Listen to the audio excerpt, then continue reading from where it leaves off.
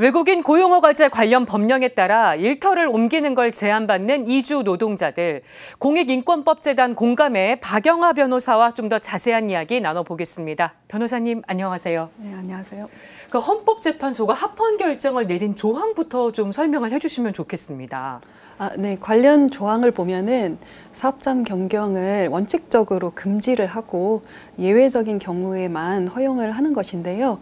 여기서 예외적인 경우라고 하는 것은 사용자의 의사, 그러니까 해고나 합의 해지, 이거나 아니면 사용자의 사정, 휴폐업과 같은 사정이 있는 경우, 또는 고용노동부가 정한 일정한 요건에 해당하는 근로조건 위반이나 부당 처우가 있는 경우에만 사업장 변경을 허용하는 것입니다. 네. 이거는 근로계약 기간 중뿐만 아니라 근로계약 기간 만료 후에도 사용자가 갱신 거절을 하지 않으면 그대로 적용이 되고요.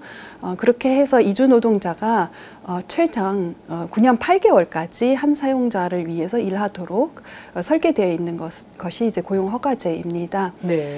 그 10년 전에도 비슷한 취지로 헌법 소원이 제기됐던 걸로 알고 있는데요. 헌재가 이번에 합헌 결정을 내린 이유는 어떻게 봐야 될까요? 네, 헌법재판소 다수 의견이 가장 전면으로 내세운 것은 사업장 변경 제한이 사용자의 안정적 인력 확보를 위해서 이제 필요한 것인데, 네. 그 사업장 변경을 허용하게 되면은 이 사용자의 안정적 인력 확보와 이제 사업 운영에 지장이 생긴다는 것이고요. 또 두 번째 이유로 든 것은 미등록 체류 방지와 이주 노동자의 효율적인 관리를 위해서 필요하다는 것인데요. 근데 미등록 체류 방지라는 것은 고용노동부도 하지 않았던 주장이어서 헌법재판소의 어떤 독자적 견해로 보입니다. 그리고 또 내국인 고용기회 보장도 잠깐 언급이 되어 있긴 하지만은 이와 관련해서는 구체적 설명이 없고, 또 기본적으로는 내국인 구인 노력을 했으나 실패한 경우에만 고용 허가를 내주는 것이고, 이주 노동자들은 고용 허가를 받은 업체에만 취업을 할 수 있기 때문에 내국인 고용 기회를 보장하기 위해서 사업장 변경 제한이 필요하다라는 것은 앞뒤가 맞지 않고 오히려 이제 노동자들을 이제 종속시킴으로써 근로 조건 악화로 이어지고, 그것이 이제 이 내국인들이 그 일자리를 꺼리게 되는 악순환으로 이어지는 그런 문제가 있습니다. 네, 헌재의 판단에 대해서 변호사님도 여러 가지 조금 문제점을 지적을 해주신 것 같습니다. 네네, 맞습니다. 좀 더 사실 그 이번 재판에서 가장 중점적으로 다뤄졌던 문제는 이제 직장 선택의 자유에 대한 침해인데요. 네. 관련해서 가장 심각한 문제는 우선 헌법재판소가 이주 노동자의 직장 선택의 자유는 헌법이 아니라 외국 인력 도입제도, 그러니까 고용허가제를 규정한 바로 그 법률에 의해서 내용이 정해진다라고 본 것이고요.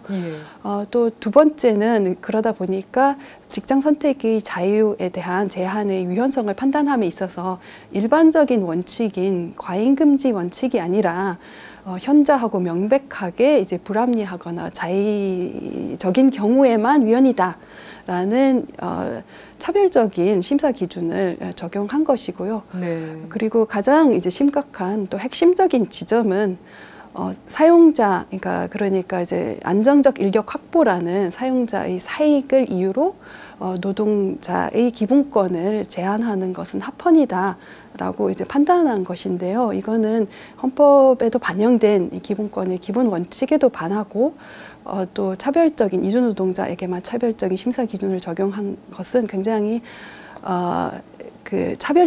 근본적으로 차별적인 문제가 있습니다. 네, 그러니까 이주 노동자들이 사실상 강제로 일을 할 수밖에 없는 상황인데, 네네. 이게 국제 인권 기준하고도 배치되는 거 아닌가요? 네, 맞습니다.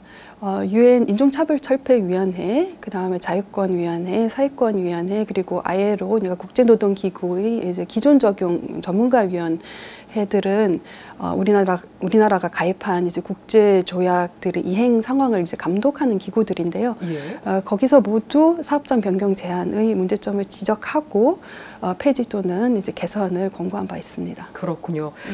지금 외국인 고용 허가제가 시행되는 상황인데, 네네. 그래도 이주 노동자들이 사업장을 실제로 옮긴 사례가 있는지, 이게 파악된 게 있는지도 궁금합니다.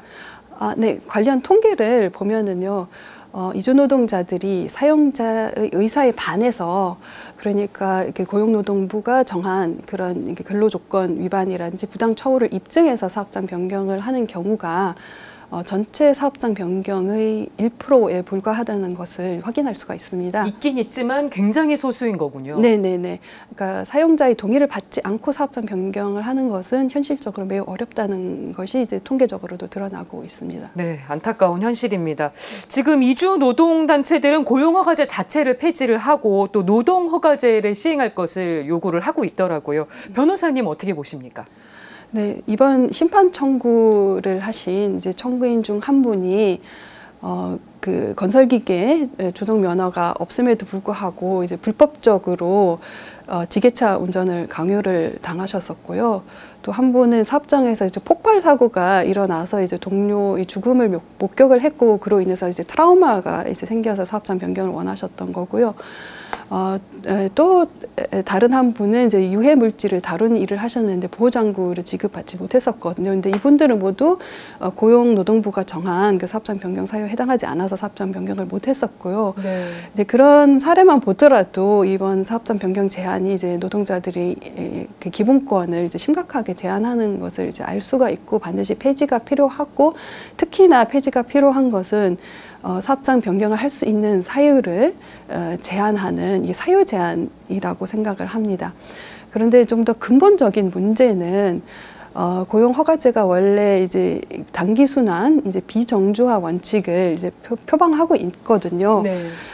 그런데 이미 그 9년 8개월간 이제 노동자를 고용할 수 있게 되면서 이제 단기순환 원칙은 사실상 이제 실종된 상태고 이제 비정주화 원칙만이 남게 됐는데요. 네.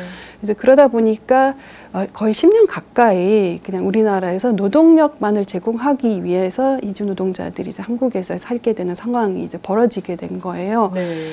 그래서 근데 이런 상황은 사실 노동자뿐만 아니라 우리 사회에도 전혀 바람직한 현상은 아니라고 생각을 하는 게 그러니까 어떤 이 철학자, 그러니까 석하 계신 분이 이제 말씀하셨던 게 이주 노동자한테 이제 우리가 싫어하는 일들을 이제 떠맡기고 사실 사회 구성원으로 받아들이지 않는 것은 온전한 사회 구성원으로 받아들이지 않는 것은 입주 하인을 둔 이제 가정과 같다 이런 말씀을 하신 적이 있습니다. 그래서 네. 이런 근본적인 문제에 대한 고민도 이제 필요하다고 생각합니다. 네, 입법적 대안이 꼭 마련이 돼야 할 것 같습니다. 네, 반드시 필요합니다. 네. 맞습니다. 알겠습니다. 지금까지 공익인권법재단 공감의 박영하 변호사와 이야기 나눠봤습니다. 오늘 말씀 고맙습니다. 네, 감사합니다.